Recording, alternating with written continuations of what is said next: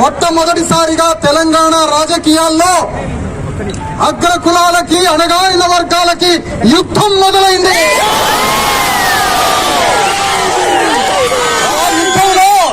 మొట్టమొదటిసారిగా ఒక మాదిగ కులస్తుడైన ఒక అంటరాని అభ్యర్థి రాంబాబుని రెడ్ల మీద అగ్రకుల గలవల మీద రాజకీయాలంటే మీరే చేస్తారా? రాజకీయాలంటే మీ చేతిలోనే ఉంటాయా? భూములు, ఆస్తులు, పరిశ్రమలు, రాజకీయాలు మొత్తం 70 ఏళ్ల నుంచి 2000 సంవత్సరాల నుంచి అగ్రకులాల కబంధ హస్తాల్లో ఈ మొత్తం రాజకీయ వ్యవస్థని వాళ్ళ చేతుల్లో పెట్టుకొని ఎస్సీ ఎస్టీ బీసీ ప్రజలందరినీ బానిసలుగా చూస్తున్నటువంటి పార్టీలే టీఆర్ఎస్, కాంగ్రెస్, బీజేపీ పార్టీలు వాళ్ళని బంధపెట్టడానికే బీఎస్పీ